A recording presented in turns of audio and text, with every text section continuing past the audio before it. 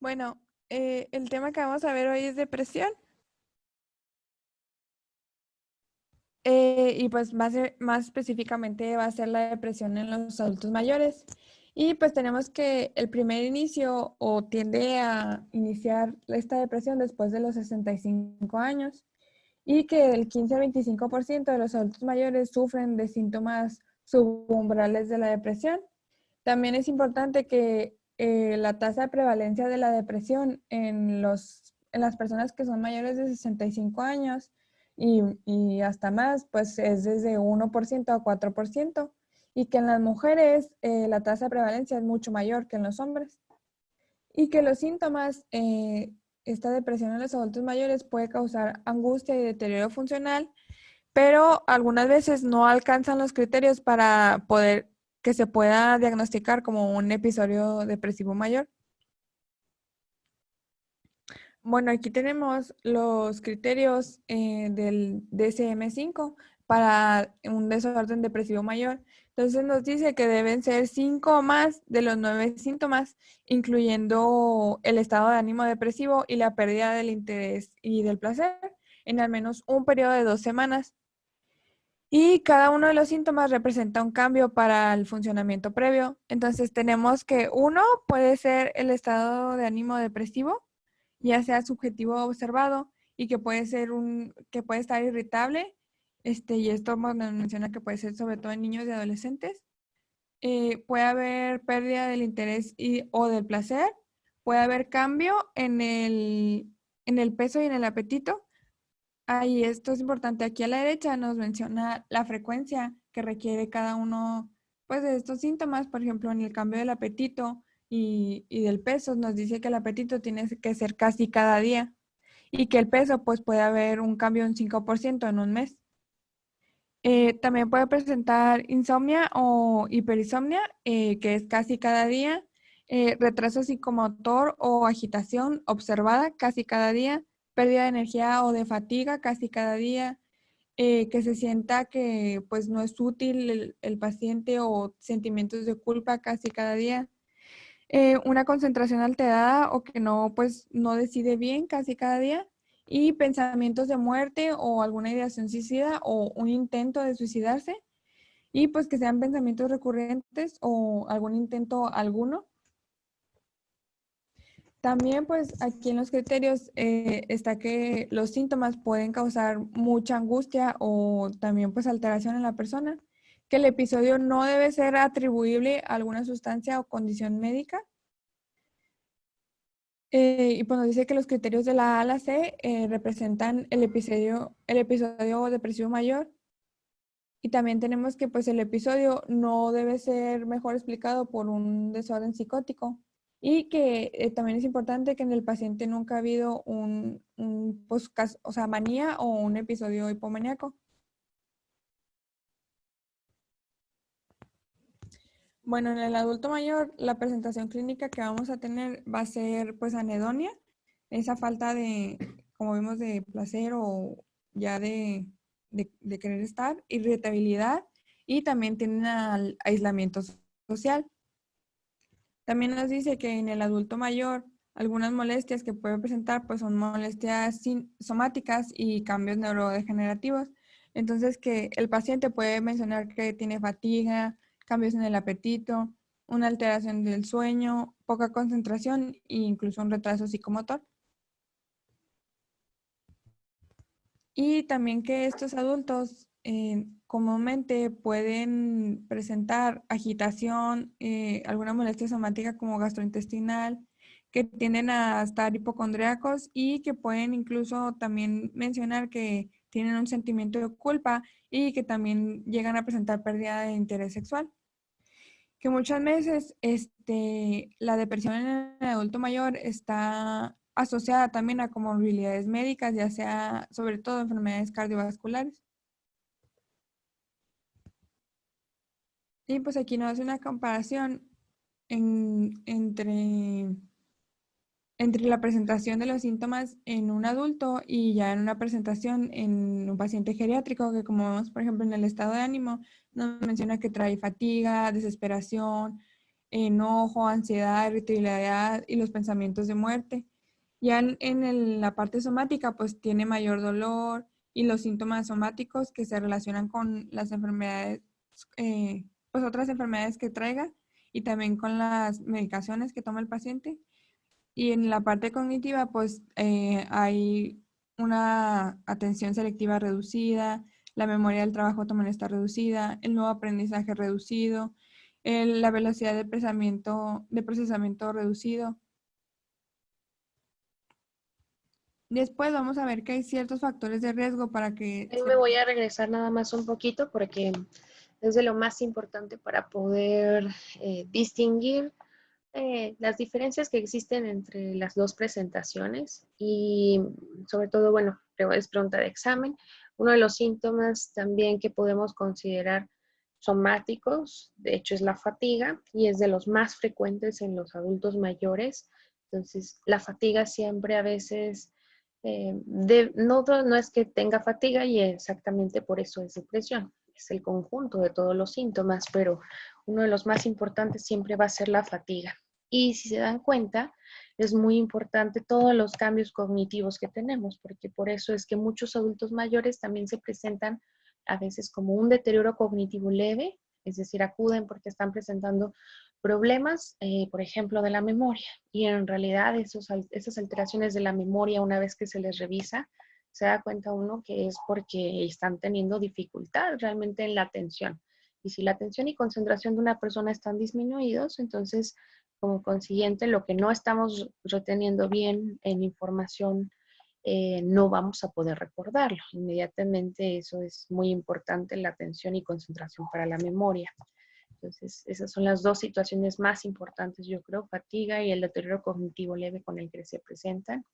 Y también nada más quiero comentar que a pesar de que no necesariamente siempre tengan pensamientos o idea suicida, las ideas de muerte a veces ellos pueden presentar, no significa que no se suiciden. Es decir, los adultos mayores tienen una gran prevalencia de depresión que puede llegar a pues, las situaciones terminales en donde una persona toma su vida. Eso sí existe, los adultos mayores tienen una alta prevalencia de suicidio. Ocurre en la prevalencia, tal vez no se puede comparar todavía con la de los adolescentes, que ha ido en aumento en los últimos años, pero seguido de los adolescentes, los adultos mayores son los que se suicidan después de, en cuanto a prevalencias. Continúa. Muy bien. Bueno, tenemos que los factores de riesgo se van a dividir en dos componentes, en biológicos y psicosociales. Dentro de los factores biológicos, para factores de riesgo en el adulto mayor, tenemos que sea el que es el género femenino, que haya un abuso de sustancias, que el paciente tenga dolor crónico, que también tenga alguna alteración del sueño, que tenga alguna enfermedad médica, ya sea, como vimos, una enfermedad cardiovascular, que haya tenido eh, un EBC, que tenga una disfunción tiroidea, alguna fractura de cadera, alguna enfermedad con demencia, Alzheimer, incluso Parkinson. Y también puede ser por causas iatrogénicas, que sobre todo nos mencionan los medicamentos depresivos. Y pues también algunos medicamentos que tienden a ser un factor para que el paciente tenga depresión, pues pueden ser las benzodiazepinas, los agentes antineoplásicos, algún antihipertensivo. Y ya en los factores psicosociales tenemos que aquí pues se relaciona más a la vida del paciente, entonces puede ser pues el aislamiento social, el estado civil, ya sea si es soltero, divorciado o viudo, que sea algún individuo con una discapacidad, que tenga una percepción de mal estado de salud, que tenga un estado socioeconómico bajo y que haya sufrido o esté sufriendo un evento de vida negativo, ya sea que tenga dificultad financiera o esté pasando por una etapa de duelo. Y también nos menciona que además de los factores Nada de... más me quiero regresar ahí. Ok. Es decir, el estado civil, si lo vemos ahí, pues no, lo más importante es que distinguen entre esos diferentes estados.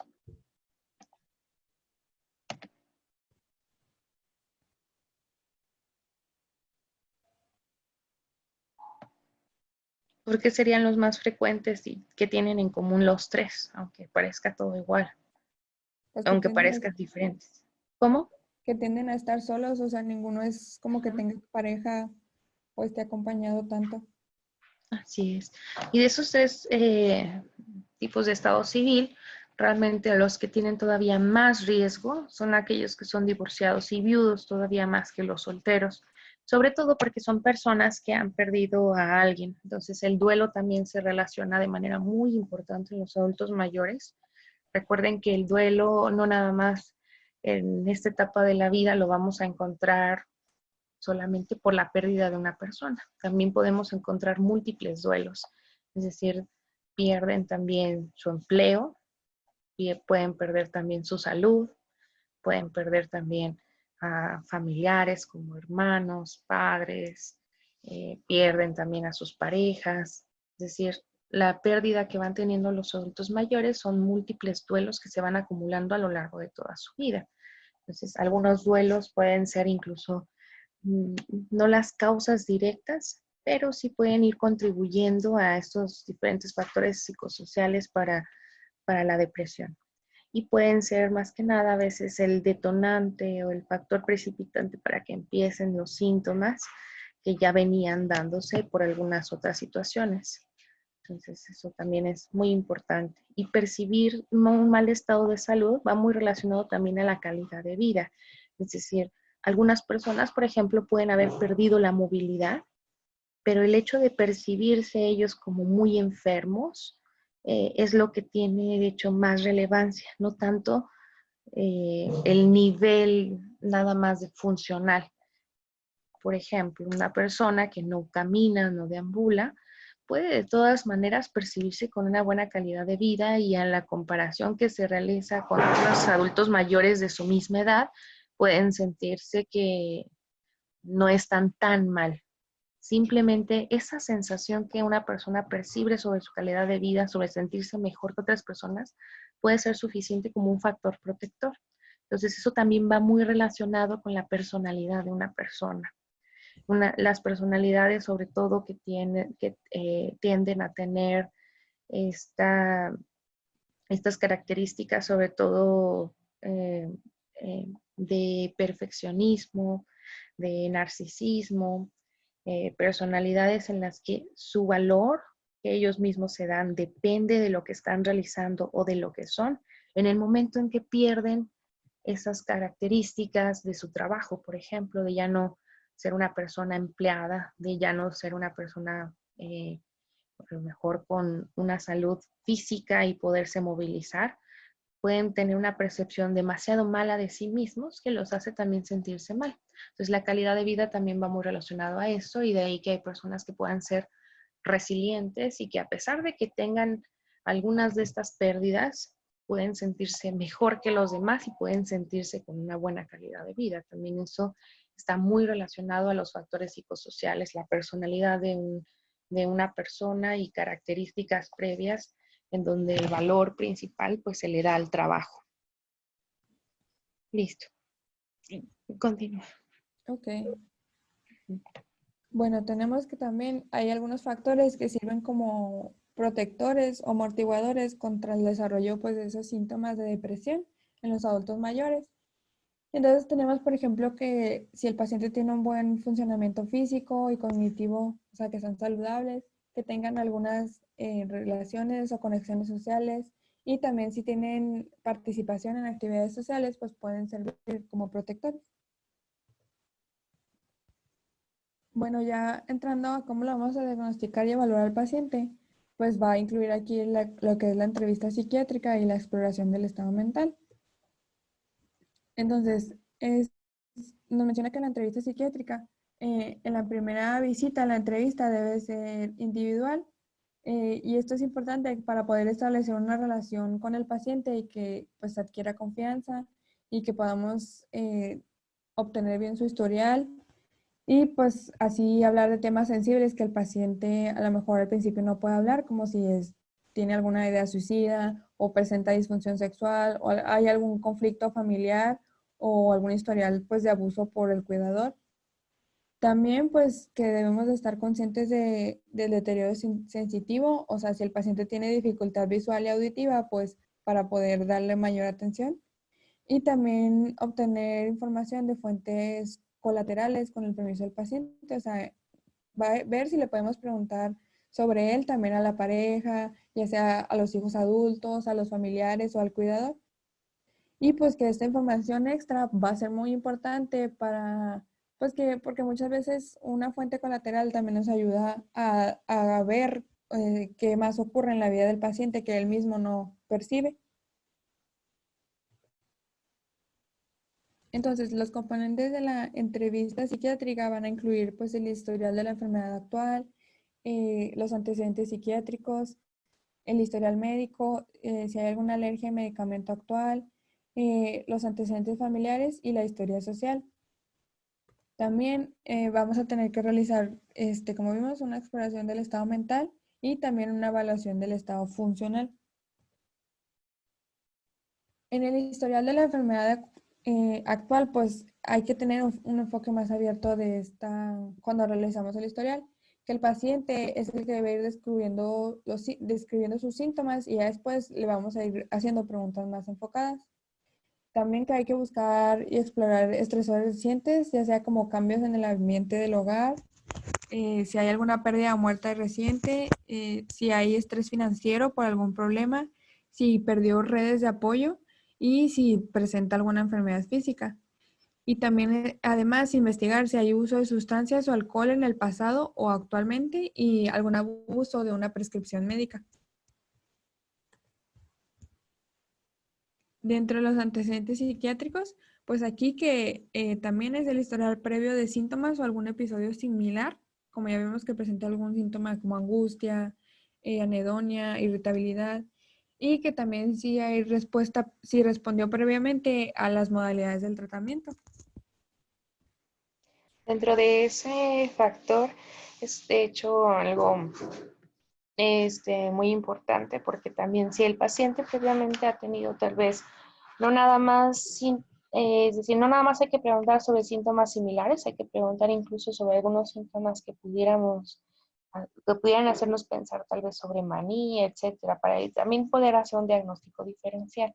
Pero una de las cuestiones muy importantes también es identificar si ese adulto mayor presenta depresión por primera vez, es decir, está presentando un episodio depresivo de manera tardía, porque nosotros tenemos picos a lo largo de la vida en donde se puede esperar que la persona tenga distintos episodios depresivos, tanto en la adolescencia, en la adultez media, y si la persona ya presentó diversos episodios depresivos en ese entonces, independientemente del tratamiento, pero si ya lo presentó, estamos ante la sospecha de que es una persona pues, que ha tenido episodios depresivos de manera recurrente. Digamos que no nos alertaría tanto, sabríamos que sus antecedentes lo predisponen a volver a presentar depresión en la vejez. Sin embargo, si la persona nunca ha tenido ningún antecedente de depresión a lo largo de toda su vida, eso debe de encender un foco rojo para pensar por qué apenas está presentando su primer episodio depresivo en la vejez, aunque los adultos mayores tengan muchos factores de riesgo para presentarlo. Es muy importante este factor personal, porque dentro de sus antecedentes, si no se ha presentado, debemos de considerar que pudiera ser una sintomatología incluso inicial, este episodio depresivo, tal vez de algún trastorno neurodegenerativo, es decir, alguna demencia que se está empezando a presentar de manera con síntomas afectivos. Y también debemos, sobre todo, considerar la sospecha de que estas personas ya esté en ellos ocurriendo algún trastorno neurodegenerativo, de ahí también que en los síntomas siempre debemos especificar bien cuáles son las alteraciones cognitivas y si solo se trata de un deterioro cognitivo leve o si estamos ante un trastorno ya neurocognitivo mayor. Continúa. Okay. También pues en el historial médico, los medicamentos actuales y los antecedentes familiares, pues que es importante en el antecedente familiar, pues ver del estado de ánimo o deterioro cognitivo, y que identificar el estado funcional al momento de la muerte de los familiares. Debemos enfocarnos sobre todo en preguntar de los padres y hermanos del adulto mayor si están vivos o ya fallecieron y si fallecieron, a qué edad, cuál fue la causa de muerte y pues qué estado funcional tenía el familiar al momento de su muerte. En la historia social, pues aquí debemos de preguntar sobre la educación y trabajo del paciente, sobre su estado civil, sobre si hay relaciones íntimas, también evaluación de la actividad sexual y del funcionamiento, también cuáles son sus arreglos de vivienda y si tiene alguna red social de apoyo y también sobre su preferencia religiosa. En la evaluación del estado funcional, aquí pues es para determinar las fortalezas y habilidades del paciente. Y pues esto es pertinente sobre todo al cuidado propio y que el paciente puede o no vivir independientemente. Y también pues vamos a preguntar sobre las actividades de la vida diaria, ya saben, sobre el baño, vestimenta, sobre su cuidado personal, sobre alimentarse y el autotransporte, y sobre las actividades instrumentales de la vida diaria, ya sea la habilidad de conducir, ir de compras, preparar comida, manejar finanzas, el uso del teléfono y pues si maneja de forma segura sus medicamentos. Y nos dice que conforme el paciente pues va perdiendo habilidad en sus actividades instrumentales de la vida diaria, es que aumenta un poco la prevalencia de presentar depresión. Ahí también es bien importante, dentro de esas actividades debemos de considerar también la causa por la que se están perdiendo. Por ejemplo, si dentro de este examen que realizamos para ver la funcionalidad de la persona, nada más nos quedamos cortos y decimos, bueno, es una persona que está teniendo un abatimiento funcional. Algunas de sus actividades de la vida diaria, por ejemplo, están perdidas porque la persona no quiere bañarse, no quiere cambiarse de ropa, entonces no lo está realizando. Debemos de también, como lo hemos comentado cuando vimos el tema de funcionalidad, identificar la causa por la que no lo está haciendo. Es decir, causas que pudieran estar relacionadas directamente. No es lo mismo nada más que la persona a lo mejor ya tuviera un abatimiento funcional crónico de 10 años de evolución sin poder caminar, está en silla de ruedas, tienen que trasladar en la silla de ruedas y ayudarle a hacer las transferencias para que pase de la cama a la silla. Entonces, tenemos que identificar por eso también muy bien las causas, porque sabíamos que aunque ese pudiera ser un factor dentro de la parte también funcional o factores también incluso psicosociales del paciente, porque como ha perdido esto, lo ve como un duelo a lo largo de muchos años, incluso pudiera haber dolor crónico en esa persona, que está todo el tiempo en silla de ruedas, postrada, pero tenemos que identificar factores todavía incluso más recientes que pudieron haber cambiado tal vez en su funcionalidad, o si eso está condicionando algo ya de manera crónica, no solo la pérdida de la movilidad. Y no lo consideraríamos como parte de la sintomatología, ¿verdad? Eso es bien importante, por eso hay que identificar todas las actividades perdidas y la causa por la que se perdieron y la evolución de estas pérdidas también que ha ido pasando con ellas. Bien, continúa con la otra evaluación. Bueno, ya después está lo que es la exploración del estado mental, que aquí vamos a ver la sensación y orientación del paciente, la apariencia general y su comportamiento, el estado de ánimo y el afecto, el habla, su proceso de pensamiento, el contenido del pensamiento y también su percepción. Algunas pacientes, algunas alteraciones en la percepción que se pueden presentar incluyen lo que son las alucinaciones, sobre todo visuales y auditivas, y pues que la evaluación completa de lo que es el pensamiento incluye la exploración de las ideas de autolesión y si tiene alguna ideación homicida o suicida.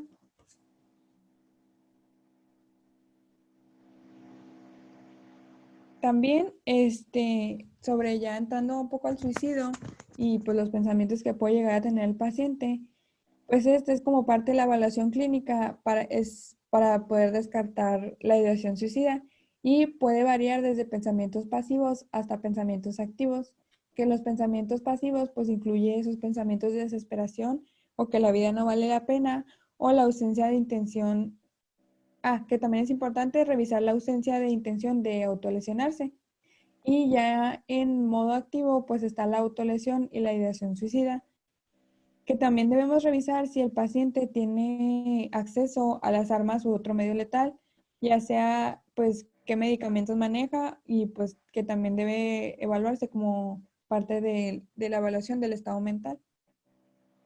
De hecho, yo creo que si han visto en psiquiatría lo de depresión y suicidio, uno de los síntomas que más se asocia a que una persona pues tome su vida o pues se suicide es el sentimiento o pensamiento de desesperanza, es decir, de esa falta de pensar que las cosas van a mejorar, que ya no hay esperanza para él, que ya no va a haber esperanza tampoco para nada alrededor de su vida, que vaya a cambiar. Ese es el pensamiento que más se asocia también a suicidio. Entonces siempre hay que preguntar mucho sobre eso. Claro, viene dentro de los síntomas, pero es muy importante, sobre todo si lo tenemos positivo, considerarlo como un factor de riesgo importante para suicidio. Y claro, pues también las autolesiones. Sin embargo, en el suicidio en el adulto mayor no suele haber un historial de lesiones autoinfligidas en la persona. Generalmente los adultos mayores suelen ser más, no es que sean impulsivos nada más, pero es decir, son más directos. Simplemente pudieron hablar o comentar sobre el suicidio o tener esta idea ya durante un tiempo y no hacen una planeación a veces muy grande y se suicidan. Es decir, no vamos a ver como en los jóvenes constantemente heridas autoinfligidas como el cutting, por ejemplo, o otras heridas que a veces se realizan. No, la verdad es que muy generalmente pasan directo al suicidio y eso también pues, es un factor de riesgo, un factor de riesgo muy importante. Considerar que simplemente la desesperanza puede ser un foco rojo para que un adulto mayor se suicide. Continúa. Ok, bueno, también pues que para la evaluación del suicidio también hay que incluir la exploración de lo que son los factores de riesgo y las señales de alerta. También nos menciona que las alteraciones funcionales, como vimos ahorita, de las actividades instrumentales de la vida diaria o de las básicas, se relacionan mucho con la que se presenta en la enfermedad psiquiátrica del paciente, porque pues el paciente llega a tener sentimientos de culpa o de que es una carga. Y los factores de riesgo pueden o no ser modificables con intervenciones clínicas y pues entre los factores de riesgo para el suicidio incluye antecedentes de un intento de suicidio o de trastornos del estado de ánimo, que tenga alguna enfermedad médica y neurológica crónica como VIH, EPOC, insuficiencia cardíaca congestiva, alguna enfermedad renal, dolor crónico, enfermedad de Huntington, Parkinson, esclerosis múltiple o una lesión de la médula espinal. Y dentro de los factores psicosociales que pueden ser de riesgo, pues que tenga un rasgo de personalidad rígido o neurótico, que el paciente tienda al aislamiento social o que tenga algún problema familiar. Y también existen algunos factores protectores para, pues, para el suicidio, como pueden ser pues las creencias religiosas y espirituales del paciente, qué actitud cultural creció en cuanto al suicidio y pues que, que tengan su entorno actitudes positivas hacia su persona y hacia pues que es un adulto mayor.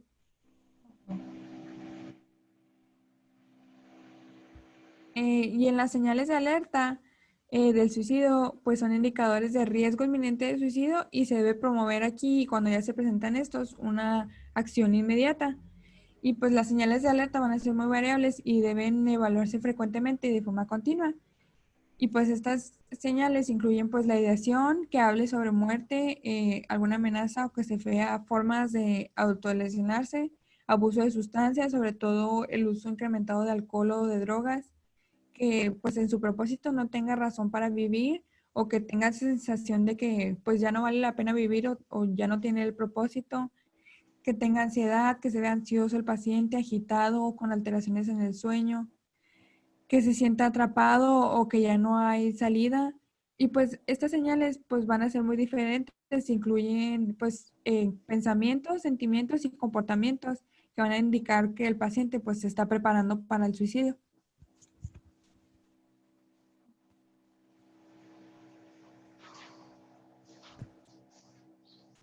Bueno, ya en la exploración física, pues dice que debemos de hacer el examen físico completo y que también vigilar y buscar signos de disfunción médica o alguna alteración neurológica. Y ya en los estudios de laboratorio que se pueden realizar en el paciente, pues incluye una biometría hemática completa, porque esto es para poder descartar la anemia, que esta puede incluir, la anemia puede contribuir a que el paciente presente adinemia y fatiga, que pues se relaciona mucho a lo que es la depresión. También un panel metabólico completo con pruebas de función hepática y renal, que esto pues también este panel puede ayudar a revelar alguna anormalidad de la glucosa que puede causar debilidad y fatiga. También revisar los niveles séricos de sodio iniciales y pues los niveles del sodio porque cuando ya sea tratamiento con antidepresivos se ha asociado que se desarrolla hiponatremia, entonces debemos de evaluar el nivel sérico de sodio al principio. También ¿perdón? No, así es, dije, perdón. También los niveles de calcio y de magnesio, porque estos pueden resultar cuando hay una alteración o niveles anormales de calcio y magnesio, pues en algún delirio o psicosis y se deben descartar en la sospecha de depresión con alguna característica psicótica. También un panel de función tiroidea, sobre todo donde revisemos TSH y T4 y T3 para identificar si hay un hipotiroidismo, porque puede producir síntomas que imitan lo que es la depresión, incluso imitan lo que es el retraso psicomotor y los cambios cognitivos y gastrointestinales en el paciente. También realizar pruebas del estado nutricional, incluyendo la albúmina, la vitamina B12 y el folato. Y esto es porque las anormalidades en estas, sobre todo en la vitamina B12 y el folato, pues también pueden contribuir a que se presente una anemia y una depresión y disfunción cognitiva. También pruebas de sífilis, incluyendo el RPR o el BDRL, porque en la sífilis dice que puede revelar una infección sin tratar, que ya cuando hay una infección sin tratar puede llevar a una psicosis y un deterioro cognitivo. Considerar también las pruebas para VIH, porque si presenta el virus y si incluso tiene SIDA, pues puede llevar a un deterioro cognitivo. Y un examen toxicológico en orina, pues para poder revelar si hay uso de sustancias ilícitas, como ya sea benzodiazepinas, barbitúricos, opioides e incluso el uso de cocaína. Bueno, ya entrando a las escalas de calificación de la depresión, pues las escalas pueden ayudar mucho al diagnóstico y en algunos casos también ayudan al monitoreo pues del tratamiento, pues qué respuesta tiene el tratamiento del paciente. Pero dice que no siempre, pues no van a reemplazar la entrevista psiquiátrica, o sea que se complementan más bien estas.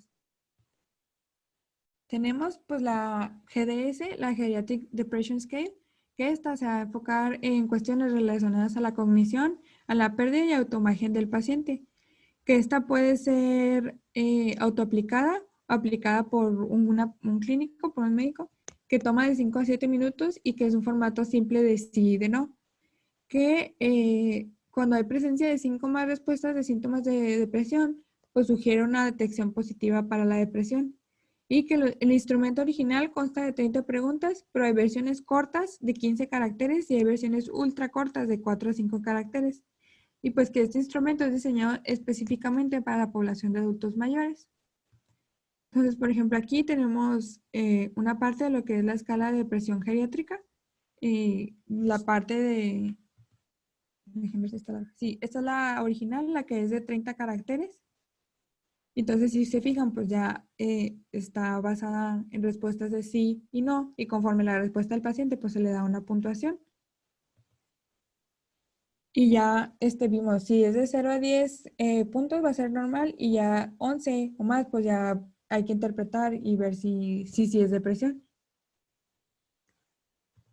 Y luego esta ya es una versión más corta que es la de 15 caracteres. Y también pues se asigna un punto por cada respuesta que coincida con la reflejada pues en las que está acá, que si es de sí o no. Y la suma total se valora como pues de 0, si tiene de 0 a 5 puntos va a ser normal, si tiene de 6 a 9 va a ser depresión leve y ya mayor de 10 es depresión moderada y grave.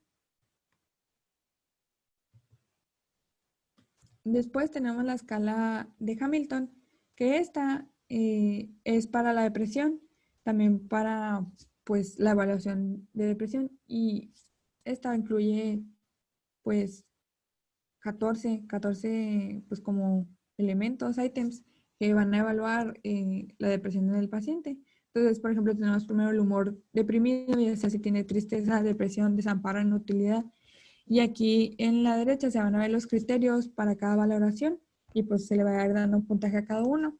Entonces, esta también incluye lo que es la sensación de culpabilidad, el suicidio, si pues tiene alguna ideación, lo ha intentado, qué sentimientos tiene el paciente. También pues incluye el insomnio precoz. También incluye, aquí el insomnio diferencia de insomnio precoz, medio y insomnio tardío. También aquí pues para un ítem para trabajo y actividades del paciente.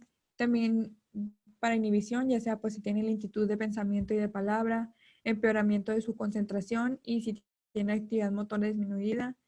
También para agitación, para ansiedad psíquica, para ansiedad somática y también si llega a tener síntomas somáticos gastrointestinales que vemos que se pueden presentar muy comúnmente también en el adulto mayor, síntomas somáticos generales y síntomas genitales. Ahí siempre, bueno, me gusta comentarles que en la cuestión de lo que es Hamilton, no significa que porque sea un adulto mayor no puedan aplicar Hamilton. Si se dan cuenta, la gran ventaja que tiene la escala de Hamilton es que aunque es muy larga, eh, se pueden completar de hecho la versión tanto para ansiedad como para depresión. Está compuesta por dos como subescalas y la subescala de depresión, aunque es muy larga, realmente uno puede estar evaluando también incluso la gravedad y de alguna manera se puede estar haciendo de manera rutinaria cada vez que vaya el paciente. Y la verdad es que no es difícil de aplicar, solamente parece ser muy larga, pero ya en la práctica uno va preguntando cada una de esas cosas e incluso también lo que a veces va comentando el paciente directamente se va arreglando, nada más hay que especificar cada uno de los puntajes, claro. Y en cuanto a la Geriatric Depression Scale o GDS, es la escala más utilizada en cuanto a geriatría. La ventaja que tiene GDS es que si se dan cuenta se parece mucho a algunos apartados que tiene Hamilton. La diferencia es la manera en que está elaborada. Es decir, que está elaborada de manera en preguntas, en donde a veces no tenemos que estar contestando tantas cosas, sino que también puede ser una respuesta dicotómica de decir solo sí o no. Y eso a veces lo vuelve más sencillo, acorta los tiempos. Si les preguntan, pues realmente la GDS de 15 preguntas tiene la misma especificidad y la sensibilidad que puede tener la de 30 reactivos. Las que tienen menos reactivos se pueden utilizar como tamizajes muy chiquitos, a lo mejor en un área de la consulta, se puede utilizar de hecho también por médicos familiares, de manera que si sale positiva, es ideal no quedarnos nada más con el tamizaje chiquitito, sino hacer ya el grande o al menos la de 15 preguntas para que se tenga la misma validez. Continúa con las últimas partes, perdón, ahí que te Gracias. distraje.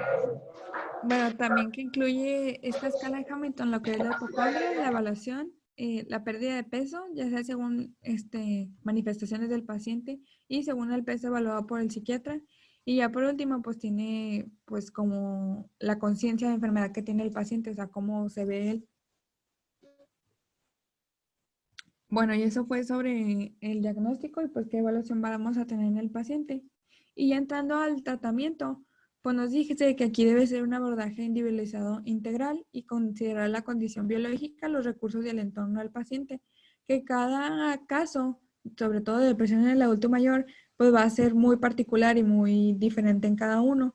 Entonces, que para el tratamiento se debe tomar en cuenta pues su entorno, qué rasgos de personalidad tiene el paciente, su historial médico y qué enfermedades tiene, porque esto influye mucho en la respuesta al tratamiento que va a tener. En los antidepresivos, pues aquí dice que se debe comenzar con dosis pequeñas y que se debe valorar de forma gradual el rango de dosis terapéutica que se va dando y que se recomienda a las 6 semanas ya haber llegado a la dosis terapéutica, que en cada consulta que se realiza en el paciente debemos reevaluar los resultados que se tiene con las dosis que damos y pues que mejorar la comunicación y revisar eso en cada paciente y sobre todo en sus familiares sobre ver cómo lo han visto que responde al tratamiento.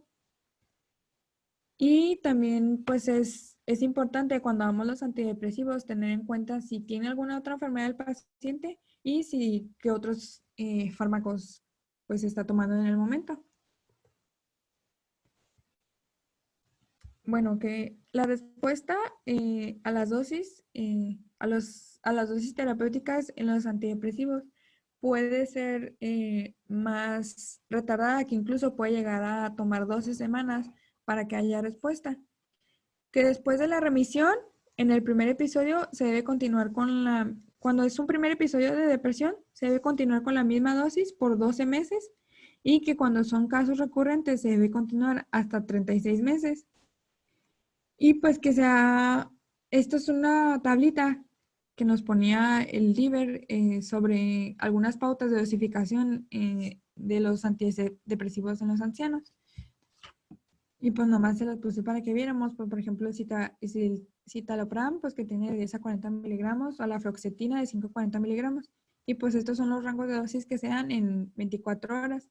Que los fármacos antidepresivos que se consideraban mucho, pues eran los inhibidores de la recaptura de serotonina, los inhibidores de la recaptura de serotonina y noradrenalina, los antidepresivos noradrenérgicos serotoninérgicos específicos y pues también los antidepresivos atípicos y incluso los psicoestimulantes. Y nada más quería comentar un poquito sobre los tratamientos en específico. El tratamiento de primera elección siempre va a ser el inhibidor selectivo de recaptura de serotonina y los duales. Sobre todo los utilizamos cuando ya no han sido a veces suficientes los sin la resolución de síntomas con el ISRS o cuando tenemos también síntomas sobre todo de ansiedad agregados, porque podemos encontrar también una depresión de manera muy importante acompañada de síntomas ansiosos. Y nada más como recordarles un poquito que otros de los fármacos ya que consideramos atípicos o la mirtazapina ahora muy utilizada como adrenérgico serotoninérgico que es un poco más específica, no son medicamentos que utilicemos los atípicos ni el NASA de forma única, es decir, no se utiliza como monoterapia. Eso es bien importante porque si no a veces pues la gente empieza a escuchar sobre antidepresivos y de repente hay alguien que escucha uno nuevo y se lo pone. No son medicamentos, hay que ver siempre también los esquemas terapéuticos en los tratamientos psiquiátricos. No es nada más agregarle el que sea. Debemos de buscar los síntomas que tenga el paciente para agregar el que sea más indicado y también siempre empezar con los de primera línea. Entonces, ISRS es nuestro tratamiento de primera elección y lo podemos considerar como pues el gol estándar de tratamiento, de hecho siempre de manera inicial y nada más las dosificaciones pues son más pequeñas, pero también evitar el error muy frecuente en adultos mayores que es a veces no llegar a la dosis de mantenimiento porque las personas asumen que como son adultos mayores, entonces igual que con otros fármacos, dicen vamos a ponerle poquito, y le ponemos nada más la mitad del escitalopram y nunca se lo suben. O sea, realmente no funciona así. Los fármacos deben de mantenerse en su dosis de mantenimiento, también ya han sido estudiados en los adultos mayores, y lo que sí se ha visto es que si no se completa esa dosis de mantenimiento, pues no va a haber una resolución y van a quedar síntomas residuales, que son igual de importantes que la depresión misma incluso. Entonces, nada más quería especificar eso un poco sobre el tratamiento farmacológico. Muy bien. Bueno, Continúe. ok. Y pues ya que es importante cuando estamos dando el tratamiento, la supervisión del paciente, que se ha visto que si hay decremento de las funciones sensoriales como de la agudeza auditiva y visual, pues esto puede sumarse a trastornos cognitivos propios de la depresión, lo que puede llegar incluso a alterar lo que es la atención y la memoria. Y pues todas estas condiciones hacen necesario que un familiar o el cuidador, pues responsable del adulto mayor, pues apoye y pues esté cuidando que se haya una adecuada administración de lo que son los medicamentos. Y ya pues sobre la psicoterapia y tratamiento electroconvulsivo, pues son otros tratamientos, pero la psicoterapia nos dice que esta debe formar parte del tratamiento integral en el paciente, o sea, que estemos dando medicamentos, incluso pues terapia, y pues que se debe incluir a la familia dentro del equipo terapéutico, pues para que haya una mejor respuesta al tratamiento. Y el tratamiento electroconvulsivo, perdón, que este se considera como un recurso útil en la depresión grave en edad avanzada, pero que esta es sobre todo en casos especiales que están acompañados de síntomas psicóticos y de riesgo suicida inminente. Y ya es todo. Muy bien.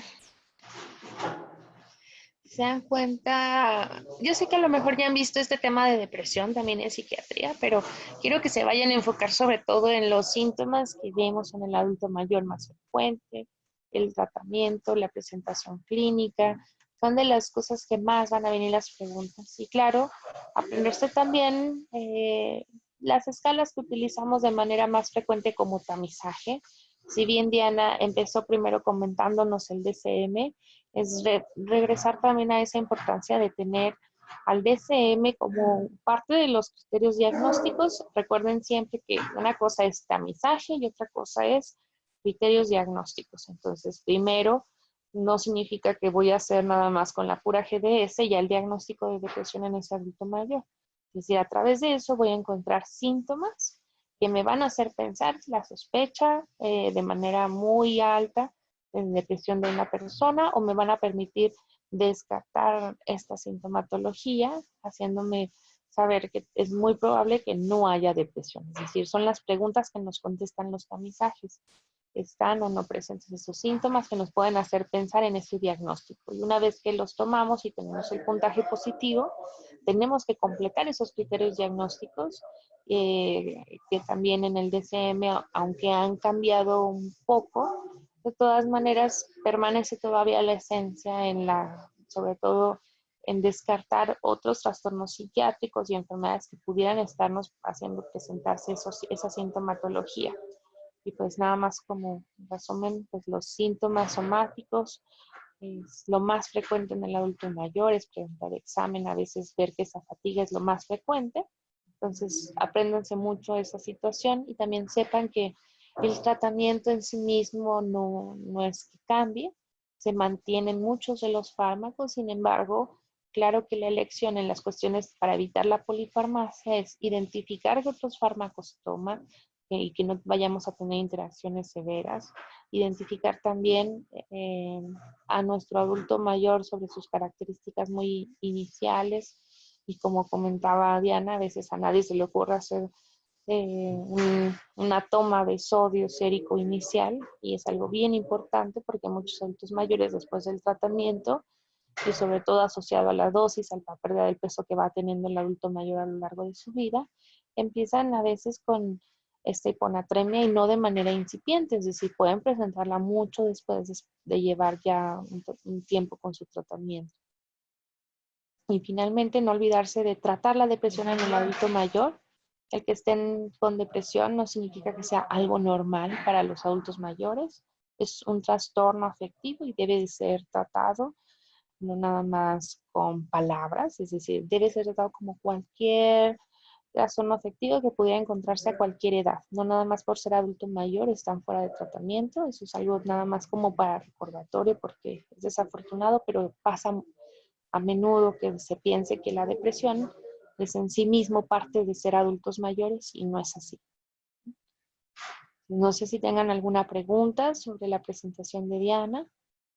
Si se dan cuenta, casi toda la bibliografía fue uno de los artículos. Van a encontrar también mucho de esto tal vez en Diver, tal vez no tanto como en el artículo. Básense en la exposición de Diana para el examen. que les pase también ese artículo, porque la verdad es que creo que es bastante conciso en cuanto a lo que necesitamos. Y si alguien quiere leer algo más rápido porque no quiere leerlo en inglés, pues bueno, pues puede leer Diver. Ujú, ujú. ¿Alguna pregunta, chicos? No, doctora. Nada. Muy bien. Pues entonces vamos a pasarnos a deterioro cognitivo leve. ¿Cómo andamos en tiempos? 8:55. Muy bien.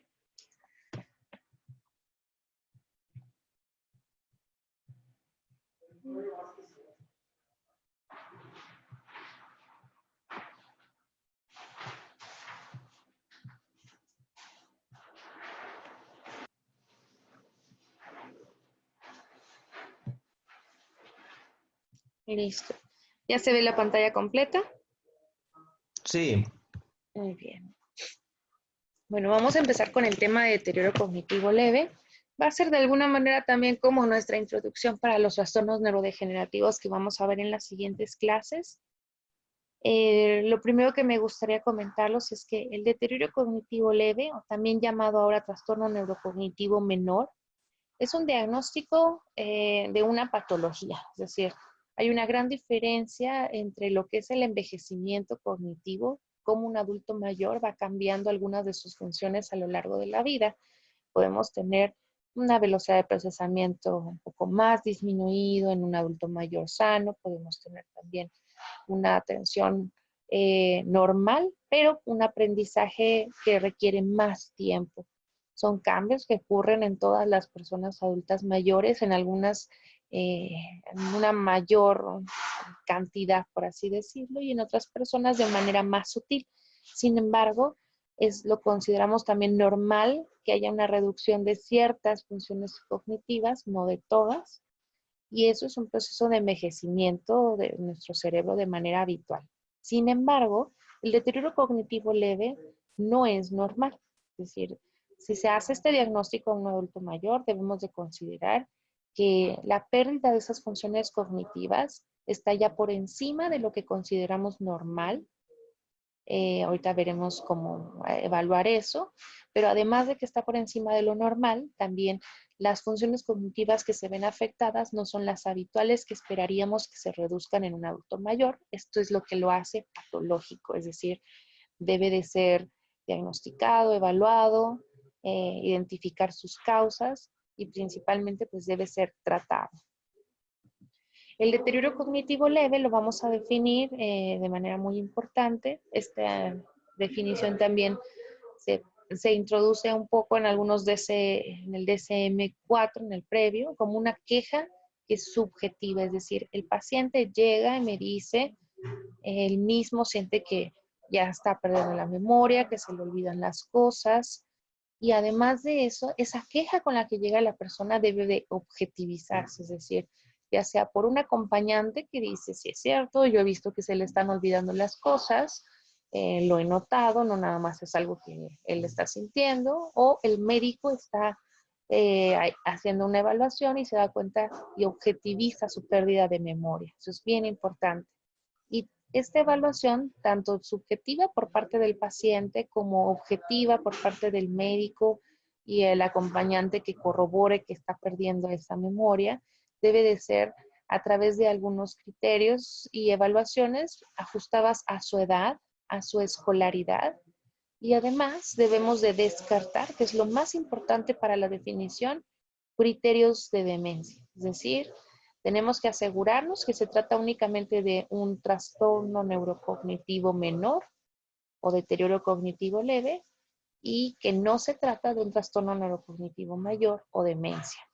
Y lo más importante de todo dentro del deterioro cognitivo leve, que de hecho ayuda a hacer un diagnóstico con demencia, es que las actividades de la vida diaria de la persona se preservan. Es decir, se le pueden olvidar las cosas, pero él sigue realizando sus actividades como cocinarse, comer, tomarse sus medicamentos.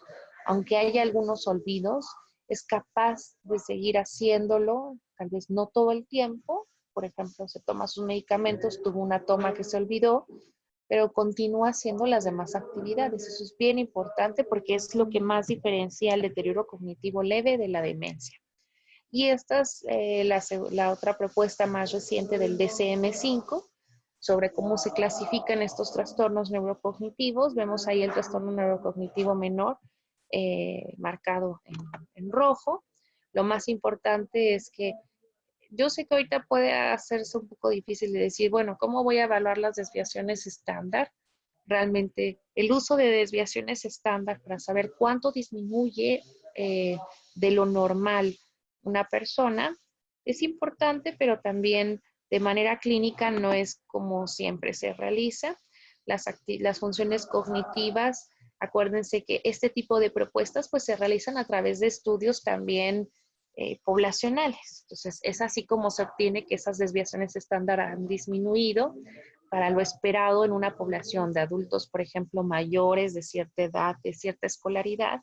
El hecho de que disminuya de -1 hasta -2 desviaciones estándar y que afecte esa reducción en desviaciones estándar a una o más funciones cognitivas, con eso podemos hacer un trastorno neurocognitivo, un diagnóstico de trastorno neurocognitivo menor y la importancia de mantener actividades de la vida diaria conservadas.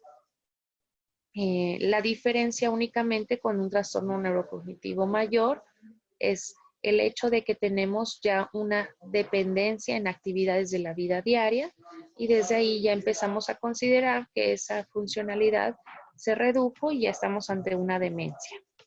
Es muy importante comentar cómo esta definición ha ido cambiando, porque eso también nos traduce lo que se pensaba antes de ello. Se ha considerado como olvido benigno de la senescencia, una cosa que van a encontrar, de hecho, bastante todavía con muchos médicos que ponen este diagnóstico es llamarlo deterioro cognitivo asociado a la edad, deterioro cognitivo sin demencia. Este yo creo que es el más frecuente, el asociado a la edad. Todavía hay mucha gente que le llama así. El deterioro cognitivo leve aparece hasta con Petersen en 1999, en la clínica Mayo, haciendo algunos estudios sobre el constructo o la definición. Y finalmente ya el DCM5 cambia el nombre a trastorno neurocognitivo menor. A partir de ese entonces es como se le conoce, pero hay mucha gente que le sigue llamando DCL o deterioro cognitivo leve. Sin embargo, ustedes que van a ser médicos jóvenes, pues intenten utilizar claramente la definición y el nombre más recientes. Y cuando vean este tipo de diagnósticos de deterioro cognitivo asociado a la edad, consideren que hay muchas personas que desafortunadamente confunden entonces, o médicos que confunden esta definición, porque asumen que si viene deterioro cognitivo asociado a la edad, lo consideran normal y entonces no tratan a la persona, no la continúan evaluando y no buscan etiologías que pudieran revertir este deterioro cognitivo leve. Entonces es pues, desafortunadamente un gran error que hay que evitar. Este tipo de trastornos debe ser evaluado y debemos de dirigir nuestro tratamiento dependiendo de las causas. Tenemos diferentes estudios poblacionales. A mí, de hecho, por eso en DIVER viene también este estudio que se menciona del ENACEM. ENACEM es uno de los estudios más grandes poblacionales en México, en donde se consideró también diversos factores de salud y de enfermedad en adultos mayores. Y se vio que la incidencia que se tenía de este deterioro cognitivo leve era bastante alta en México. En ese entonces los criterios de clasificación pues todavía le llamaban que era un deterioro cognitivo, no demencia. Es decir, así también se llamó en algunos momentos, por eso viene CIND, Cognitive Impairment, no demencia. Esos criterios de clasificación, si se dan cuenta, tenemos un porcentaje bastante elevado. La gran mayoría de países, tal vez europeos, y en este caso Canadá, pueden tener a veces prevalencias e incidencias menores.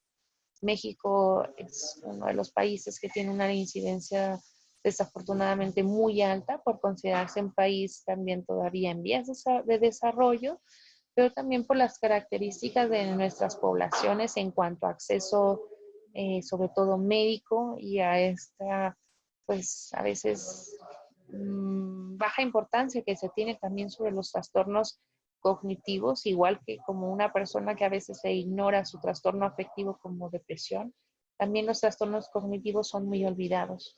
La gente asume que un adulto mayor va a ir perdiendo su memoria porque piensan que eso es normal y no le toman importancia. Entonces vemos también la incidencia que tenemos al año y eso estamos hablando de un ENACEM que estaba situado más o menos que en el 2013. Los factores de riesgo que tenemos para este trastorno es primero la edad. A partir de los 70 años empieza el riesgo mayor para deterioro cognitivo leve. Las mujeres de manera inicial, posterior a la menopausia, pueden tener un riesgo más aumentado de deterioro cognitivo leve. Sin embargo, ya que llegan a la vejez avanzada, es decir, después de los 80 años, la prevalencia empieza a tener un cambio. En algunos estudios ya no hay ninguna diferencia entre hombres y mujeres, ambos pueden presentar por igual, pero en algunos otros estudios la prevalencia incluso ya es mayor en hombres y se invierte. En este caso también los factores de riesgo que se han posicionado es ser solteros.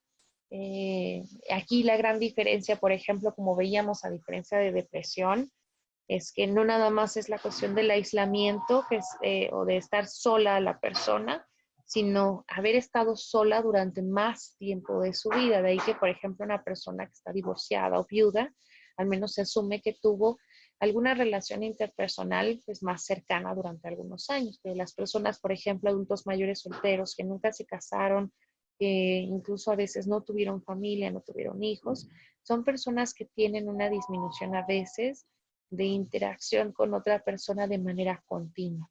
Y vamos a ver que las relaciones de hecho sociales son muy importantes y la pérdida de relaciones sociales o una baja relación social eh, con las personas es un factor de riesgo muy importante. En cuanto a la población rural, es otro de los factores también asociados. Vamos a encontrar obviamente que en una población que tenga bajo acceso a la salud y sobre todo también en las poblaciones rurales lo que se caracteriza mucho es que se normaliza de hecho este tipo de deterioro cognitivo, se asume que es algo normal en los adultos mayores, recibe poca atención.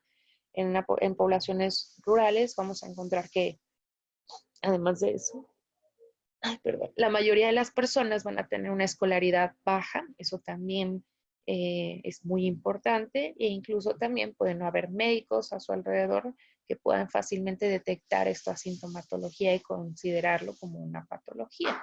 Es decir, se normaliza tanto que ni siquiera a veces son llevados nunca al médico y así se mantienen durante años y después de eso, de pasar de lo que normalizan, incluso hasta pasan a ser una demencia y se sigue a veces hasta normalizando la demencia. La baja escolaridad, como comentábamos, pues es un factor de riesgo muy importante. Los adultos mayores que estudiaron menos de 9 años ya tienen un porcentaje mucho más alto, de un 30% de prevalencia de este deterioro cognitivo leve. Entonces, si se dan cuenta, ustedes al menos han reducido su riesgo a un 11% cuando sean adultos mayores. Cuando terminen medicina van a tener bastantes años y la escolaridad es algo muy importante. Sin embargo, también vamos a ver que además de la escolaridad, es una de las cosas que también tiene gran relevancia es mantener toda esta estimulación cognitiva y el aprendizaje a lo largo de toda nuestra vida, porque una persona pudo haber estudiado muchos años y lo único que tiene como factor protector es hacer una disminución eh, a veces de los síntomas incipientes. Las personas tienen tal vez también más herramientas para que si tienen olvidos, tomen esas herramientas como hacer notas, recordatorios, etcétera, porque aprendieron con esta escolaridad a hacer formas que ayuden a mediar un poco la sintomatología. Y también la otra característica es que una persona con alta escolaridad pues va a ver retrasada la sintomatología. En vez de presentarse tal vez a los 65, 70 años, vamos a encontrar que su deterioro cognitivo leve tal vez se presenta a los 80 años. Entonces, de ahí la importancia de este factor, tanto como de riesgo cuando es una baja escolaridad, como incluso un factor protector cuando tenemos una escolaridad alta. Además de eso, las comorbilidades también son otros factores de riesgo, de los más prevalentes en los adultos mayores. Una de las enfermedades casi que podemos considerar más relacionada a deterioro cognitivo leve siempre va a ser diabetes. Diabetes es una de las enfermedades que es bien desafortunado, pero se asocia también incluso a las demencias, se asocia a enfermedad de Alzheimer, se asocia a demencia vascular. Y así mismo también pues el deterioro cognitivo leve tiene una gran relación con esta enfermedad. Hay diferentes factores que las asocian, tanto mecanismos vasculares, pero también recientemente pues se han encontrado más cosas al respecto sobre también factores en los receptores, por ejemplo, de insulina, que pueden estar también asociados a algunos cambios cerebrales. Es algo de lo que más se ha estudiado recientemente. La enfermedad también cardiovascular es un factor de riesgo muy importante y para algunos subtipos específicos de deterioro cognitivo leve, que ahorita vamos a ver cómo se hace la clasificación, sobre todo para aquellos que pudieran incluso estar relacionados con enfermedades vasculares cerebrales, también es algo muy importante. La depresión es otro de los factores de riesgo también. Lo podemos encontrar para cualquiera de los dos subtipos de deterioro cognitivo leve que veremos a continuación, que se caracteriza por alteraciones de la memoria y el que no tiene alteraciones de la memoria predominantes.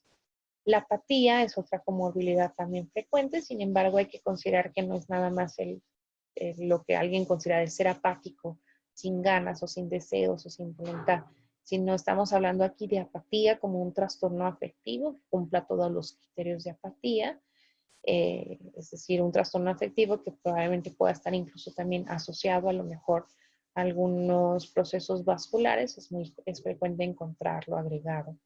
Y finalmente también otras comorbilidades que nos hacen que haya un factor, que sean factores de riesgo, es encontrar algunos síntomas neuropsiquiátricos. Por ejemplo, síntomas ansiosos, síntomas de irritabilidad, agresividad verbal o física, síntomas depresivos, etcétera.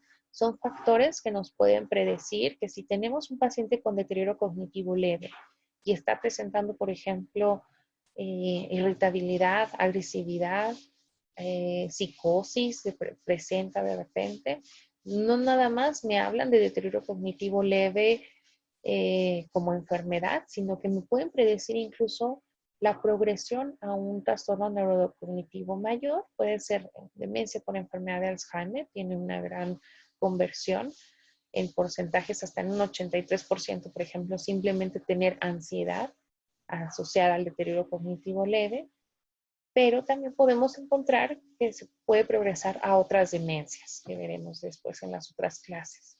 Y aquí una lista gigantesca también de múltiples causas que puedan estar relacionadas ya directamente también al deterioro cognitivo leve.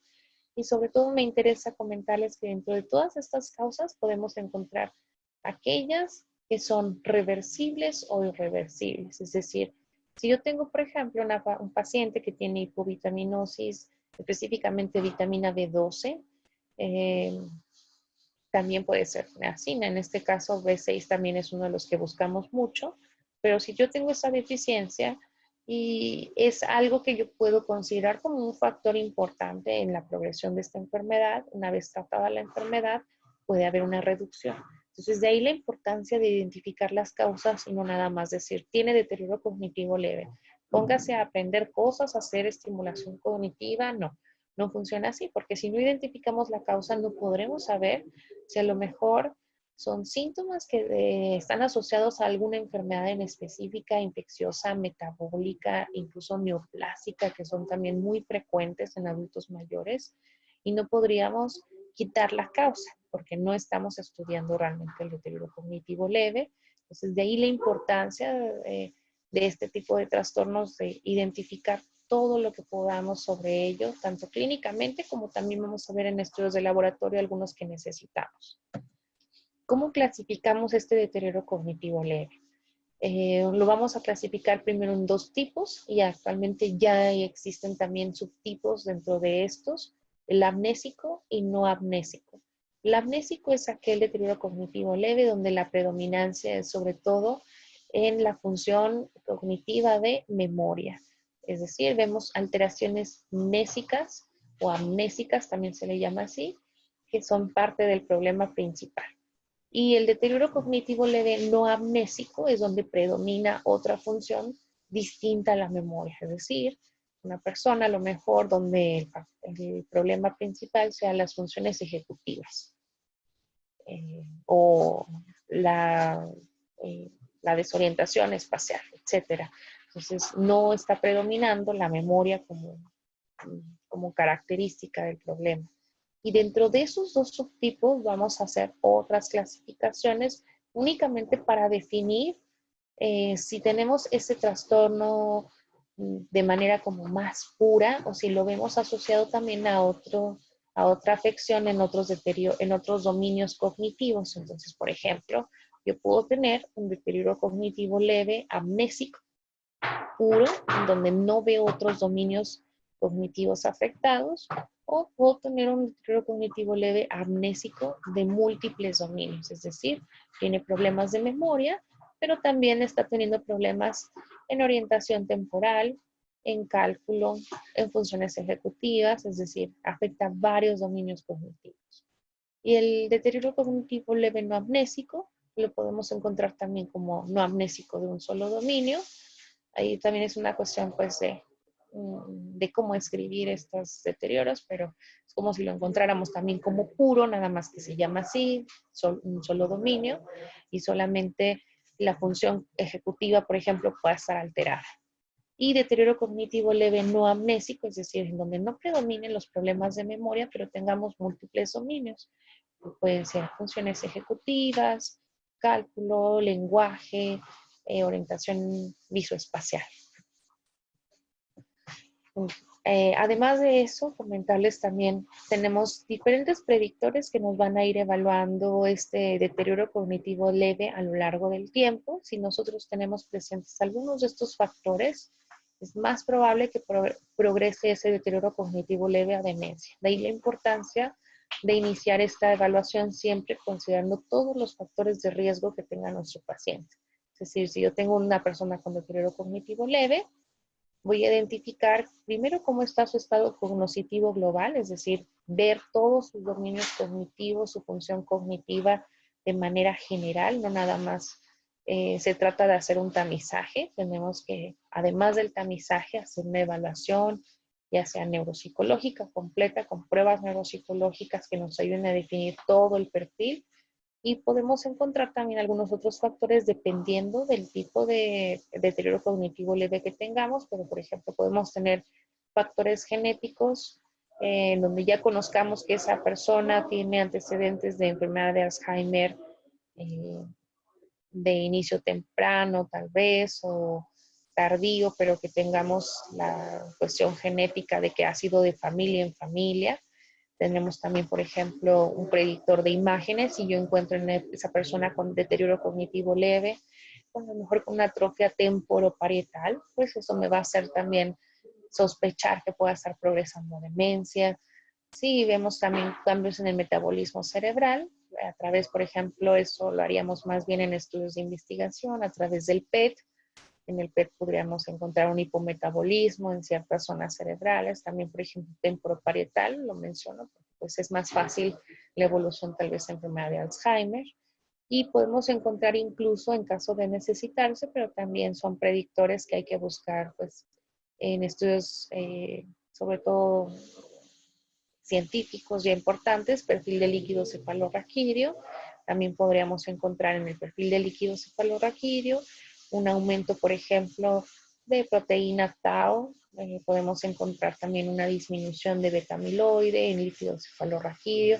Todo eso en conjunto serían cambios asociados pues, a la progresión de demencia. En la cuestión de la genética, es bien importante comentarles que el factor de riesgo más importante que es asociado a conversión de deterioro cognitivo leve a demencia es la apolipoproteína epsilon 4, es la más importante, es un factor de riesgo cardiovascular y al ser también un factor de riesgo cardiovascular lo vamos a encontrar también como un factor de riesgo en muchas enfermedades neurodegenerativas. Por ejemplo, para enfermedad de Alzheimer, también lo vamos a encontrar. Y en este caso, pues también para deterioro cognitivo leve, de ahí que su conversión sea más fácil de que esa persona vaya a progresar hacia enfermedad de Alzheimer. Quiero que sepan que esto no lo hacemos de manera rutinaria, andar midiendo fenotipos de APOE4, eso se hace dentro de estudios científicos. Y cambios en el metabolismo cerebral y líquido cefalorraquídeo, los mismos que ya comentaba, que son también factores importantes de progresión a demencia. Otro de los factores de conversión también que me interesa que se aprendan mucho es el tipo de perfil cognitivo que tenemos en esa persona. Entre más grave el deterioro cognitivo en cuanto a intensidad o gravedad, más el riesgo que puede tener esa persona de tener una demencia más adelante. Y también el dominio cognitivo que se afecta en la persona, es decir, si la función ejecutiva, por ejemplo, se afecta, yo puedo suponer que esa persona con deterioro cognitivo leve no amnésico va a evolucionar más fácilmente tal vez a una demencia vascular o a una demencia de tipo de enfermedad con cuerpos de Levy. Y si yo tengo una persona, por ejemplo, que tenga un deterioro cognitivo leve, pero caracterizado principalmente por la afección de la memoria, es decir, un amnésico puro, lo más probable es que evolucione a enfermedad de Alzheimer y también incluso pudiera tener un amnésico de múltiples dominios, en donde ya se afectó memoria, pero también ya se están afectando otras funciones otras funciones cognitivas. Ahí también entonces podemos considerar que la evolución puede ser a enfermedad de Alzheimer. La predominancia también del dominio cognitivo es muy importante establecerlo. Y los otros factores de conversión, como comentábamos, también son asociados a las imágenes. Ya les había dicho ahorita en cuanto a, por ejemplo, a la atrofia. Vemos, por ejemplo, aquí tiene una atrofia ya también importante, sobre todo en las regiones temporales, temporal medial también sobre todo. Vemos también atrofia hipocampal. Podemos ver también incluso aquí ya de manera mucho más severa, eso ya es a lo largo de más tiempo, pero en ambos pacientes lo más importante es que sujetos que se encuentran con este tipo de deterioro cognitivo leve, en donde ya vemos algunas alteraciones imagenológicas, es donde podemos encontrar pues más la progresión a enfermedad de Alzheimer. Es muy importante nada más sí comentarles que las imágenes que se realizan, por ejemplo, en estos pacientes, no hacemos la imagen por resonancia magnética todos por igual. Sin embargo, siempre es importante tener en una persona con deterioro cognitivo leve un estudio de imagen. Eso sería lo ideal. A veces realmente las cuestiones económicas son las que limitan un poco esto, porque necesitaríamos estar haciendo estudios muy caros a todas las personas con deterioro cognitivo leve y desafortunadamente es una prevalencia muy alta, no siempre se puede. De ahí que esto vaya a ser también con la exploración física en aquellos que podamos sospechar algunas otras características y también incluso con la evaluación neuropsicológica si nos hace pensar que esta persona pueda tener otros criterios para evolucionar a una demencia. Es cuando deberemos pedir pues estudios de imagen. Los criterios diagnósticos, ahora entrando dentro de esto, le habíamos comentado, por ejemplo, de Peterson, que en 1900, en los años 90 hizo esta definición. De ahí que también sus criterios todavía sean muy extendidos a nivel, pues más en el continente yo creo que americano, en Estados Unidos, en Europa también se llegan a utilizar, pero no tanto. Son los criterios que más van a utilizar.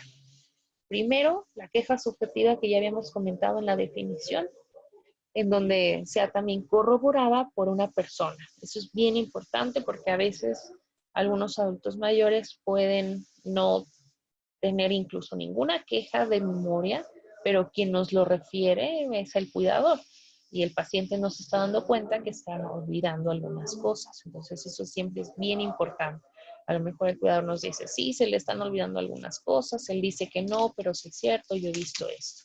Y lo otro es objetivizar eso que nos está mencionando el mismo paciente o su cuidador a través de pruebas neuropsicológicas. Podemos iniciar de manera general, primero haciendo tamizajes con evaluación como mini mental, podemos utilizar el Montreal Cognitive Assessment o MOCA, también muy frecuente, y hay otras evaluaciones, Pfeiffer, etcétera, que se pueden utilizar también en estos pacientes. Y después del tamizaje ya podemos completar las pruebas neuropsicológicas para tener una basal en nuestro paciente. Te vamos a comentar un poco de eso. La cognición general normal, eso es bien importante. En un adulto que tenga deterioro cognitivo leve, no debe de haber un déficit global severo que nos hable entonces de demencia. Entonces debemos de descartar que todas esas funciones cognitivas no estén afectadas de una manera global, que ya no estemos entonces ante la clasificación de leve. Las actividades de la vida diaria, como comentamos, deben permanecer conservadas o con cambios mínimos que puedan ser compensados. Eso también es algo que se comenta de esa manera. Y también debemos de descartar que no haya demencia. Eso es muy importante. Entonces, no deben de estar presentes los criterios para demencia. Y finalmente, en la cuestión del proceso diagnóstico, vamos a encontrar primero que la historia clínica va a ser fundamental para ir viendo tanto los síntomas que nos está refiriendo el paciente como de alteraciones de memoria o lo que nos está refiriendo su familiar de las cosas que se le están olvidando o de que está teniendo dificultades, por ejemplo, para completar sus citas, dificultades en la atención y la concentración, o que de ella no sabe a veces ni qué día es y que se confunde con las fechas, etcétera. La historia clínica y la evaluación también del estado mental de la persona, descartando, por ejemplo, cambios asociados al estado de alerta, es decir, las personas con deterioro cognitivo leve tienen que estar alertas con un nivel de conciencia normal. Las personas también debemos de evaluar todo lo que nos comentaba, incluso también Diana en la cuestión de depresión, todo lo que corresponde a la parte del lenguaje, desde el procesamiento, desde el proceso también de sus pensamientos, el contenido de los pensamientos, lo que nos está refiriendo, tenemos que descartar o evaluar que no haya alteraciones sensoperceptuales como delirios o alucinaciones, ilusiones, etcétera. Evaluar el estado mental del paciente es necesario en esto.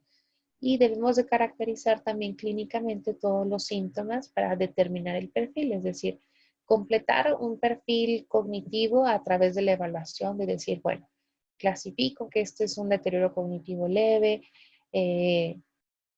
no amnésico o multidominio. Entonces, de esa manera yo puedo situar también la localización del problema y decir, bueno, si la persona está teniendo algunas fallas en funciones ejecutivas, en cálculo, en atención, en concentración, entonces todos esos dominios muy probablemente se encuentren situados en una región subcortical del cerebro.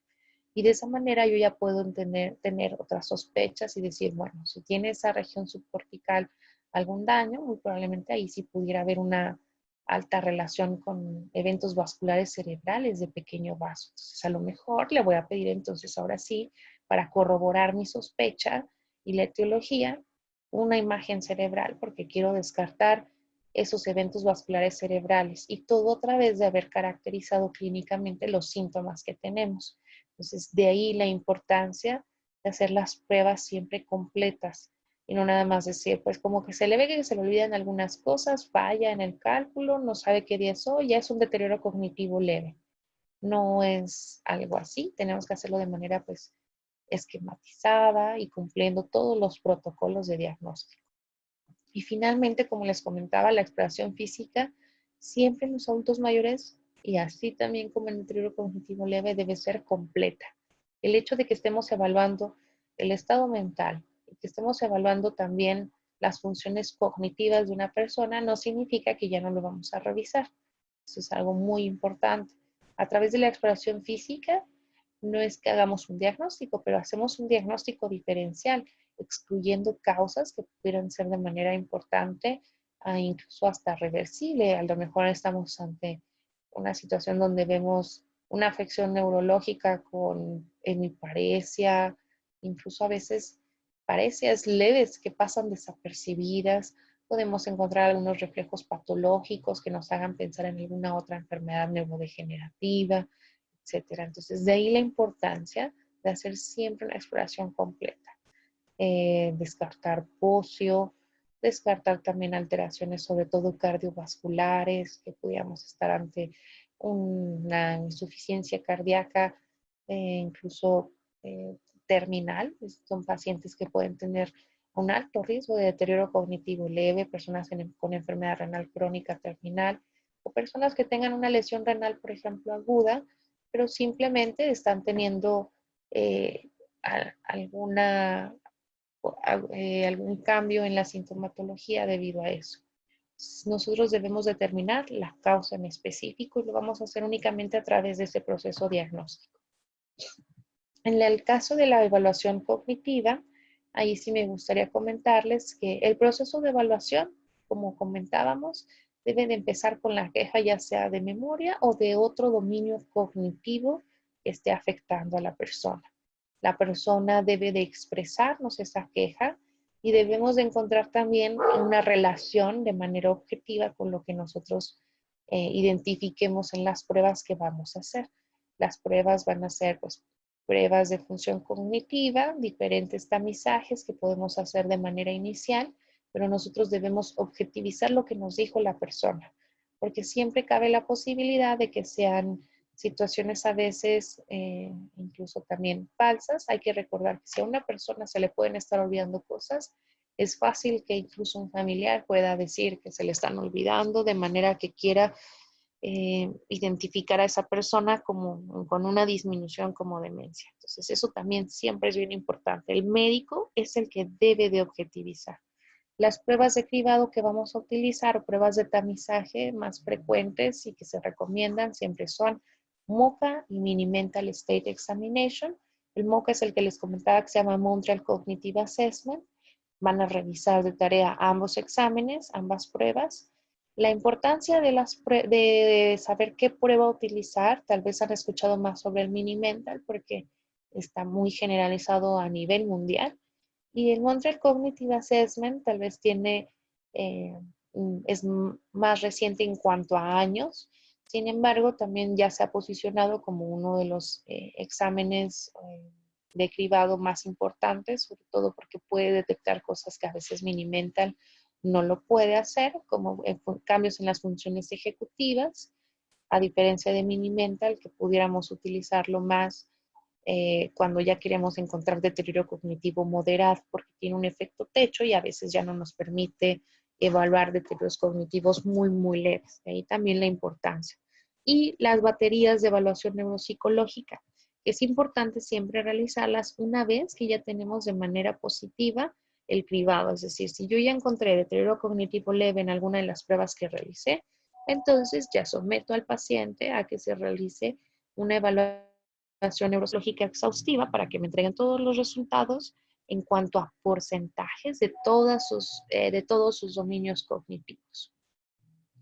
Y finalmente, a través de esa caracterización tanto del tamizaje que estoy haciendo como de las pruebas neuropsicológicas que un neuropsicólogo les ayude a realizar, con eso podemos ya identificar lo mismo que habíamos dicho de los subtipos. Ya puedo decir yo, bueno, es un deterioro cognitivo leve no amnésico, en donde solamente uno de los dominios cognitivos está afectado y ese es el diagnóstico entonces que obtengo en esa persona. Y a partir ya de la caracterización es como entonces podemos empezar a hablar sobre cuestiones sobre todo de tratamiento. Aquí me interesa que antes del tratamiento mencionemos un poco sobre los factores preventivos, porque llegando al tratamiento se van a dar cuenta que no nada más es cuestión de fármacos. Aquí la realidad es hablar un poco más sobre prevención, porque todos el día de mañana podemos ser personas que tengamos deterioro cognitivo leve. Entonces, la importancia de esto es conocer también qué factores han demostrado ser protectores. Sobre todo porque tal vez ustedes han escuchado cosas y luego existen mitos alrededor de eso. En los factores preventivos o protectores se han mencionado actividades como por ejemplo el uso de tecnología, no nada más la computadora, diferentes ítems o aparatos que puedan ser también tecnológicos, la lectura, disminuir el tiempo de televisión, realizar actividades manuales, hacer ejercicio. Son actividades que han demostrado un porcentaje de 30 hasta 50% menor de tener deterioro cognitivo leve en las personas que hacen estas actividades. Y aquí también quería comentar algunas otras cosas que a veces no vienen mencionadas mucho, como por ejemplo también tocar un instrumento ha demostrado también ser un factor protector. Tenemos también el aprendizaje de nuevos idiomas, también es algo muy importante. Las personas que aprenden un nuevo idioma pueden reducir de manera importante la probabilidad de tener deterioro cognitivo leve más adelante de su vida. Y también el aprendizaje todavía de más idiomas, es decir, si una persona ya no solamente aprende, por ejemplo, inglés, sino que sabe inglés, francés, alemán, son personas que tienen todavía una probabilidad menor de deterioro cognitivo leve porque reducen un poco todavía más eh, esta progresión. Todo lo de la prevención realmente radica en aprendizaje de nuevas cosas.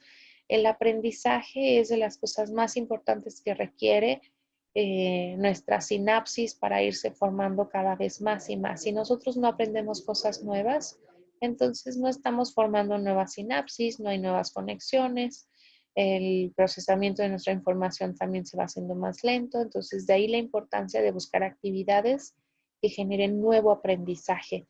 En el caso del ejercicio es una situación un poco más diferente porque tiene diferentes formas por las que puede estar ayudando a la prevención del deterioro cognitivo leve, tanto directamente mejorando la salud cardiovascular, que indirectamente también nos ayudaría a que si tenemos menos problemas cardiovasculares, pues el riesgo sería menor de deterioro cognitivo leve, pero también se ha observado que hacer ejercicio, no actividad física nada más, sino ejercicio, que se ha secuenciado, programado, llevando toda esta actividad, ha demostrado ser también parte de la salud cerebral. Es algo muy interesante también lo que ocurre al respecto de la sinapsis y de la formación de nuevas redes neuronales y la asociación con ejercicio. Y finalmente el tratamiento. El tratamiento aquí pues, puede ser un poco triste al respecto de que no existe ningún tratamiento farmacológico que haya demostrado la utilidad en deterioro cognitivo leve. Tal vez lo único que quiero mencionar es que si nosotros tenemos un deterioro cognitivo leve en donde vemos que ya la progresión, por ejemplo, una enfermedad de Alzheimer es no inminente, sino es muy probable porque tenemos tal vez factores genéticos en esa persona donde ya tiene a lo mejor mutaciones del gen de presenilina. Entonces decimos, pues es una persona que ya tiene el antecedente familiar, tiene la mutación específica para enfermedad de Alzheimer, ahorita se encuentra con un deterioro cognitivo leve, amnésico, es decir, afectando la memoria, puede que sea puro en un inicio y después ya pase a ser de múltiples dominios, entonces tenemos muchas cosas que nos hacen saber qué va a pasar a tener una progresión a enfermedad de Alzheimer. Y ahora la posibilidad de hacer estudios tanto genéticos como perfiles de líquido cefalorraquídeo e imagenológicos permite identificar a una persona con enfermedad de Alzheimer en su etapa más temprana, ya no en su etapa de demencia, sino en su etapa de deterioro cognitivo leve. Ante esa situación, se han hipotetizado, por ejemplo, el uso de algunos fármacos como inhibidores de acetilcolinesterasa, ribastigmina, sobre todo es el que más utilizado en estos casos, y a veces también donepezilo. Sin embargo, realmente no hay estudios todavía que avalen el uso de estos fármacos en la etapa de deterioro cognitivo leve. Se utiliza hasta que la persona ya se encuentra en un estadio de demencia, ya sea en su fase leve, moderada, moderada severa, etcétera. Pero realmente no se recomienda utilizarlo en deterioro cognitivo leve y eso es porque al utilizar estos fármacos uno dice, bueno, pero es que si se están utilizando en Alzheimer, pues ¿por qué no utilizarlo desde que empieza la enfermedad con el deterioro cognitivo leve? Tal vez pueda ayudarle. Pero realmente en estudios científicos no se ha demostrado hasta la actualidad utilidad. Entonces, eviten utilizar fármacos pensando que incluso aunque tengan toda la sospecha y que dijeran el día de mañana, cierto protocolo de estudio y dijeron, ay, sí, es una enfermedad de Alzheimer, pero identificada muy tempranamente, es decir, todavía no tiene demencia, pero va a ser eso. Utilícenlo a menos que cambien estos, o a menos que se demuestre su utilidad. De ahí en fuera, tampoco vayan a utilizar y recomendar fármacos como muchos médicos ahora que dicen, vamos a darle un oxigenador del cerebro. Y le dan que piracetam, fármacos también como estatinas, citicolina, etcétera. Incluso se utilizó en algún momento, aquí no viene mencionado, AINES también, no nada más los que vienen ahí de antiinflamatorios de la anticox, también se utilizaron, por ejemplo, ibuprofeno, se han utilizado también incluso eh, antihipertensivos, se llegó a utilizar también en Alapril, etcétera. Son muchos fármacos que se ha buscado pues que generen una mejoría y sobre todo hasta vitaminas, antioxidantes, todo lo que pudiera tener teóricamente algún beneficio en la salud cerebral o algún beneficio en alguna de las causas del deterioro cognitivo leve. Pero como el deterioro cognitivo leve en su mayoría son múltiples los factores, el hecho de dar un fármaco no significa que vamos a mejorar todos los tipos de deterioro cognitivo leve. Tiene que ver mucho también las vías fisiopatológicas que llevaron a un adulto mayor a tener este deterioro cognitivo. Realmente pueden tener no nada más un solo factor, sino múltiples. Arreglar uno no significa que voy a tratar el deterioro cognitivo leve y lo voy a mejorar. Entonces, el tratamiento, farmacológico no es lo principal. Y ahora, ¿cuál sería entonces el tratamiento como tal?